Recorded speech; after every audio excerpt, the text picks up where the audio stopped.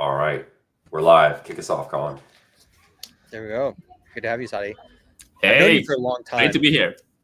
and I've known you'd had a lot of ideas to work on.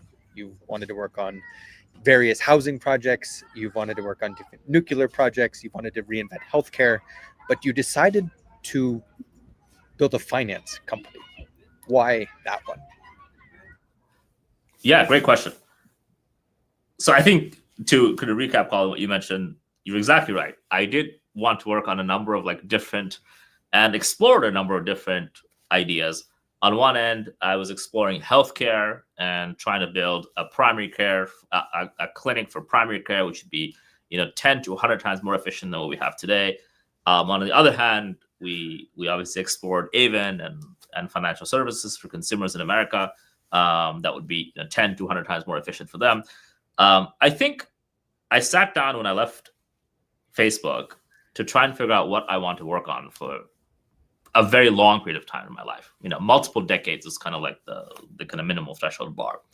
And I wanted to have like some core principle by which we can decide what to work on. And the core principle that I felt was picking problems that we could all agree were valuable to solve for a very, very long time. And the two that ended up being the two core principles, one was helping people be healthier, and the other one was helping people be wealthier. I think in every single society, we can always generally come to an agreement that helping people be wealthier, helping people be healthier are two things we know are good things, kind of quote unquote trademark, as always worth working on and worth working on for a very, very long time. And you could debate, different societies have different ways of assessing it. Canadians care about like median GDP per capita. Europeans care about like median health. Americans care about top line GDP, and kind of are okay sacrificing a little bit more of the median. Different cultures and societies have picked different metrics, different optimizations around it. But I think every society, every culture, every group of people generally are trying to be healthier and wealthier. And I think if we can help people be healthier and wealthier, we will like knowingly and like kind of very deterministically have created value for others. And I think that's kind of what we all really want to do in the long term. So then coming back from it, why, so basically, at a high level, I had a deck actually for building a new primary care clinic, and I had another deck that was effectively Avon. It was called another, Heracles was what it was called back then. We all know that was a terrible name for consumers, but that was roughly what it was called. And the reason I ended up picking Avon instead of the healthcare idea was actually two or threefold. The first is the kind of go-to market velocity in healthcare is just significantly slower than what you could do in financial services.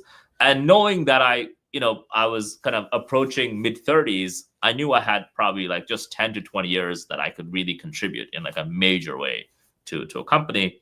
I knew that like 20 years is just not that much time. And I wanted to kind of maximize the velocity by which I can have impact on society. And between healthcare and financial services just has way more velocity at which we can deploy our products and services, and scalably have impact into society. I do think that's somewhat different actually in emerging markets. I think you can have much higher velocity in emerging markets and healthcare as well.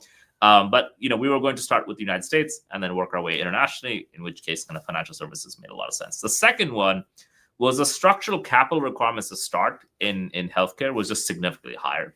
And I kind of had done some pencil math at some point, and I was like, if I cannot personally deploy like $100 million into this to start it off, it would just take way too long and just be really dilutive to building this thing out. And whereas Avon and financial services was lower capital hurdle to begin and to get the ball rolling and to get something into market.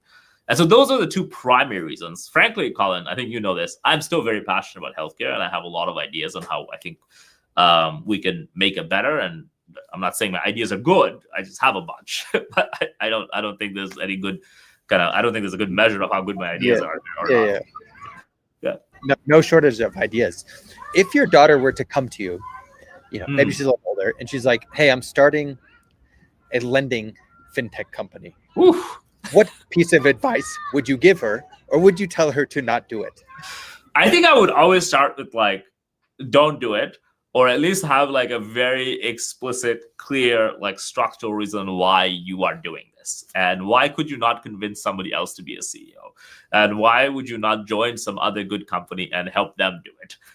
If there is like no good, like if there is only very good answers to why not and all these other alternatives to doing it yourself, only then would I support her in doing it. Obviously, she's my daughter, so if she wants to do ambitious, hard things, I'm probably the first cheerleader at the table.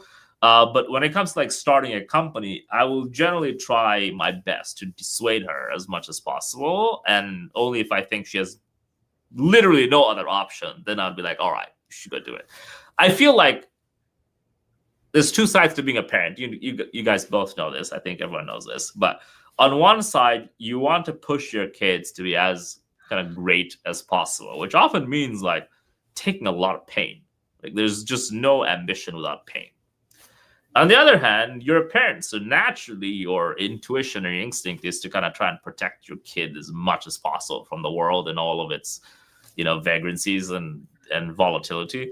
And I don't know that I have a great framework between those two. What do you think, Colin? What would you do? I mean, I would say go for it, because I think the biggest learnings come from hard times. Hard times is where you grow. And if that is truly what they want to do, then I will support them. And kind of with that, let's say, she does come to you and is like, no, I'm going to do it. I'm going to be the CEO of this new lending company. What tactically would you then recommend? And this can come from things that we have fucked up and that you would, I'm not going to let her make that same mistake I made. What are some big ones that are like, don't do that? I've done that. Don't let that happen to you. Because I think the biggest one in the big, that's a great question. I think like of all of the mistakes I've made, and there's not been like a shortage of them, honestly. I would say the biggest mistakes have all come from not being good at hiring. And I think like being really, really upfront on what person you think is going to be good at this company and hiring for that and nothing but that, regardless of how long it takes to find that, I think is so, so important. And I think like so many, Colin, you've been here from the beginning days. So many of our like most painful moments in this company have come from like us not hiring well. And almost all of our great moments in this company have actually, on the other side, come from hiring really great people. Burke being like a great example of it. 100%. We did very like transparently at Burke, and this might like be like not the nicest thing to say, but we didn't know what to expect in this role and this person. And I think you've blown away all of our expectations and all of our kind of priors on what this role could be. And so you've been like an incredibly like amazing surprise in the history of Avon. Whereas in many other places where we didn't have quite as like tight of like this is like what we're looking for, we made some like pretty gnarly mistakes in hiring. Yeah. And why do you think that is? What was the mistake in our thinking? I think like look, in the first like 6 months, we hired people without interviewing them. Sure. That's pretty bad. Like it's just like objectively retarded. Yeah. If I were to look back on it and like what would you think? I think we were trying to be too nice, too PC, and not being true to ourselves, not being honest with ourselves. I don't think we were trying to give everyone kind of a shot when we knew this either person was not smart, they're not driven, they were not going to fit our culture, kind of from day second one of talking with them. But we felt like I don't want to beat around the bush, but like it would be too not PC if we were not like give them a chance. And I actually agree with you a lot. It's kind of like the woke mind a little bit. It's a version of it. Like, it's a version of the woke virus, if you will.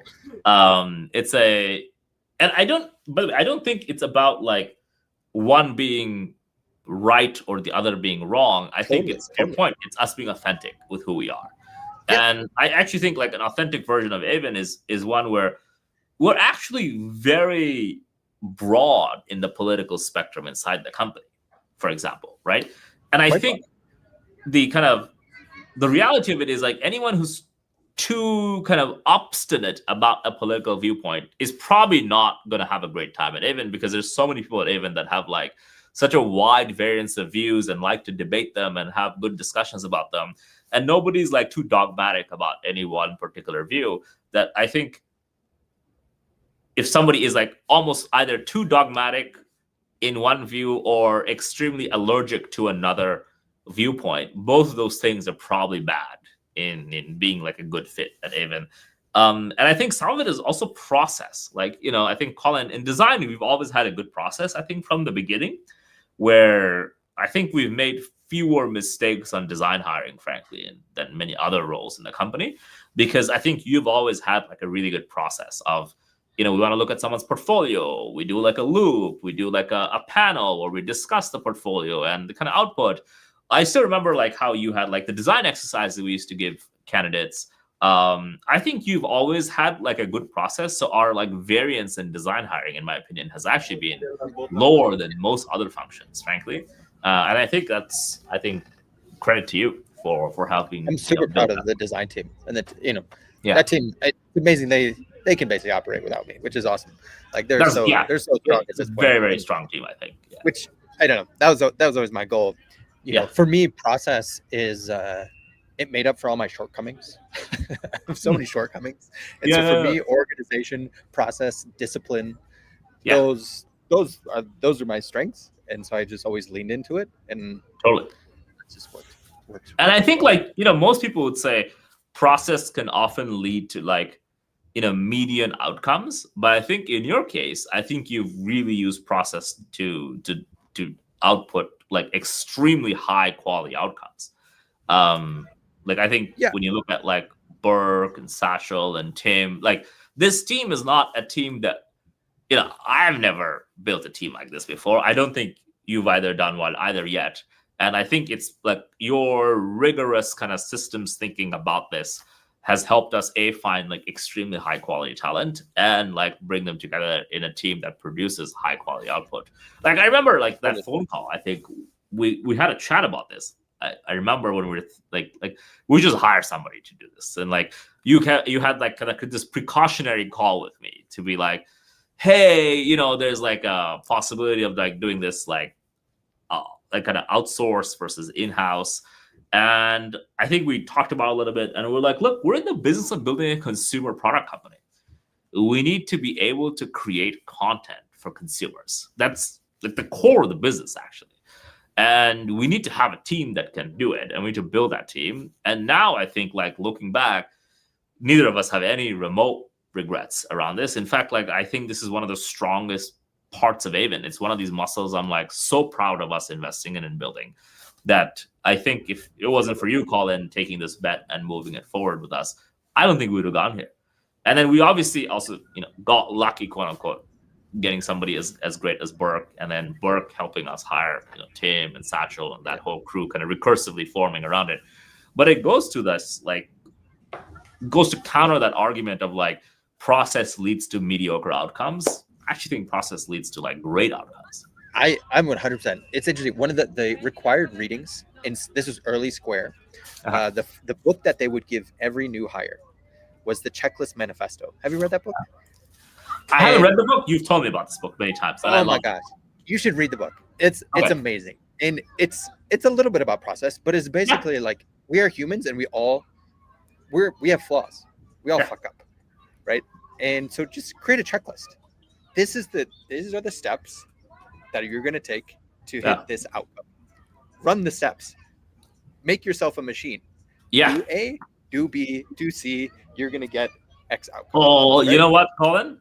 Read the book. I love that line. First of all, A, I'm going to get the book now. B, I love that line. Make yourself a machine. We should make posters of it. That's true. Poster worthy for Be sure. the machine. Yeah. Yeah. Dude, that's such a great poster. It's so true. Like they have examples in there where like they took these emergency clinics and they just make checklists before they go into surgery. and it increased like patient outcome by some massive amount, because it was just like, did you wash your hands, Yeah. right? And like all these different things, and just be going through that checklist, which as a human you forget. You thought about, Yeah. oh, Totally. how's my mom doing? What's this? Just check the box, right? Become the machine. The outcomes are better, right? Like, like when you think about it, if we use the checklist to go to the moon, there's literally nothing we're doing that's more complicated than that. And I think if NASA could use a checklist, I think we could all use checklists in our lives. Totally. Yeah, read the book. And maybe next week we'll talk. Like, what do you think? All of right, the book? Colleen, can we order one of these books? Checklist Manifesto. It's awesome. Yeah, let's order a couple for the office, actually. Or PD, and I'll read it too. Sounds good.